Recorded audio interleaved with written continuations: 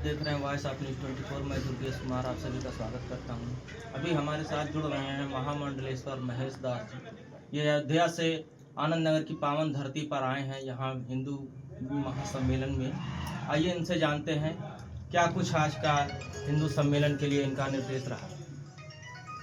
आज महाराजगंज के आनंद नगर की भूमि पर हिंदू महासम्मेलन में आने का अवसर प्राप्त हुआ और भारत की जो युवा पीढ़ी यहाँ पर उत्साहित विद्यार्थी और उत्साहित युवा दिखाई पड़े। निश्चित तौर पर यहाँ से अनुमान जो है मैं देख करके लगा रहा हूँ कि बहुत जल्द समय में ही भारत विश्व गुरु के राह पर अपना नेतृत्व करने के लिए तत्पर हो रहा है, क्योंकि स्वामी विवेकानंद जी ने कहा था कि 21वीं सदी सनातन की सदी है, धर्म की सदी है, भारत की सदी है, भारत की पुनर्अभ्युदय की सदी है और विश्व गुरु के राह पर चलने वाला भारत होगा। तो उसकी जो धारणा, उनकी जो धारणा शक्ति थी, आज हमारे बच्चों में बीजारोपित हो रहा है। हम लोग हिंदू सम्मेलन के माध्यम से उन बच्चों के अंदर भारतीय पुरुषार्थ को, भारत के ऋषियों की प्रेरणा पद्धति को जागृत कर रहे हैं, जिससे भारत अपनी प्राचीन परंपरा का वाहक बन करके, सनातनमय होकर के, विश्व गुरु के पद पर चल करके भारत को प्रतिबिंबित करे।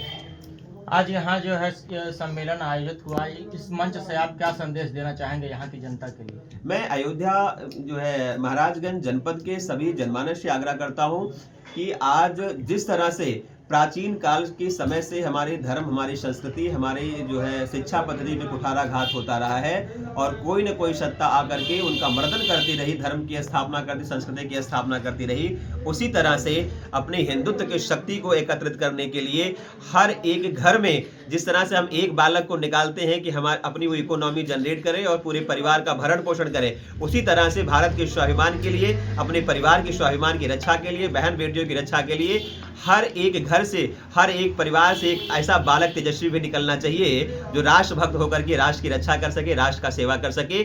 हर गांव से मैं आह्वान करता हूं कि हर गांव में चाहे माताएं हो, चाहे बहनें हो, चाहे जो है पिता तुल्य हमारे भाई बहन, उन सब के बीच में एक घर घर से एक एक बालकों की ऐसी टोली बननी चाहिए जो एक समूह में आकर के उस गांव की रक्षा के लिए, गांव के स्वाभिमान की, गांव की मर्यादा के लिए काम कर सके।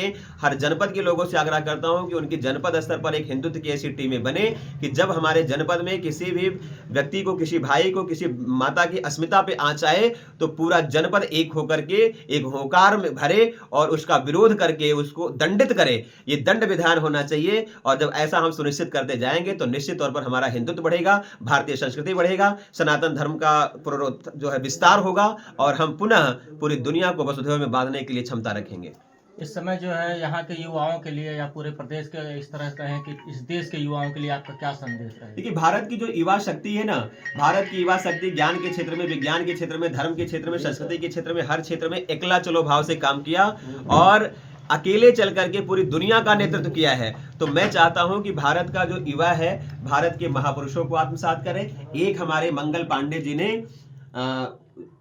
अंग्रेजों के बीच में बैठ करके पहला बिगुल बजाया और राष्ट्रीयता की क्रांति के लिए पहली बिगुल फूंक दी और उनके साथ हजारों लाखों सनातनी खड़े हो गए, हिंदुत्ववादी खड़े हो गए, हमने राष्ट्र को जीत लिया। मुगलों की सत्ता में बैठ करके एक हमारे पुरोधा पूज्य गोस्वामी तुलसीदास जी खड़े हुए, उन्होंने वहां उनके साम्राज्य बैठ करके हनुमान चालीसा लिखी और मुगलों की जो है सल्तनत को का सत्यानाश कर दिया। उन्होंने धर्म की स्थापना कराई। एक भगवान शंकराचार्य जी उस समय निकले जब पूरे भारतवर्ष में कम्युनिस्टों का की पूरी संस्कृति का विस्तार चल रहा था और अकेले निकल करके उन्होंने 4 धर्मपीठ की स्थापना की। पूरे भारत में, पूरे वसुधा में सनातन धर्म का जो है प्रभुत्व स्थापित कर दिया। एक स्वामी विवेकानंद जी शिकागो में पहुंचे और उन्होंने संपूर्ण वसुधा को वसुधैव में बांध दिया। तो ये हमारे युवाओं की ताकत है, ये हमारी युवा शक्ति है। तो मैं चाहता हूं कि अपने भारत के ऋषियों की प्रेरणा पद्धति पर चल करके, भारत के महापुरुषों की प्रेरणा पद्धति पर चल करके, भारत के क्रांतिकारियों की प्रेरणा पद्धति पर चल करके भारत का युवा अपने स्वाभिमान को जागृत करे और भारत को पुनः वसुधैव में बांध करके पूरी दुनिया को संरक्षण करने के लिए जो हमने जिम्मेदारी उठाई है उसकी प्रति तत्पर हो सके। और सर, यहाँ के जो आपका जो ये कार्यक्रम हुआ है, ये आपको क्या लगता है कहाँ तक सफल माना जाएगा? देखिए, भारत एक ऐसी भूमि है कि यहाँ पर धर्म का अंकुरण मात्र होता है तो वो वटवृक्ष का रूप धारण करता है। तो ये भगवती माता लेहड़ा देवी के पावन सानिध्य में कार्यक्रम था और माता हमारी शक्ति की प्रतिमूर्त है, माता हमारी ममता की प्रतिमूर्त है, माता हमारी वात्सल्य की प्रतिमूर्त है। तो यहाँ वात्सल्य करुणा के साथ शक्ति भी जो है प्रमुखता दिखाई पड़ी है। तो निश्चित तौर पर जिस तरह से हमने बंसी वादन करने वाले कृष्ण भगवान को पूजा है, तो सुदर्शनधारी कृष्ण जी को भी पूजा है। तो आज इस भूमि से मुझे जो बच्चों के अंदर, जो युवाओं के अंदर उत्साह दिखा, उनके अंदर वात्सल्य की भावना भी दिखी, उनके अंदर प्रेमत्व की भावना भी दिखी, और उनकी आंखों में ओज भी दिखाई पड़ा कि अगर सनातन की तरफ, हिंदुत्व की तरफ कोई उंगली उठा करके देखेगा तो वो हमारी बेटियां रणचंडी बन करके, हमारे जो बालक, हमारे जो युवा हैं, वो सुदर्शनधारी बन करके उनका मर्दन करने के लिए तत्पर हो सकेंगे। ऐसे भाव यहाँ दिखाई पड़ा और ये साकार होता भी दिखाई पड़ रहा है।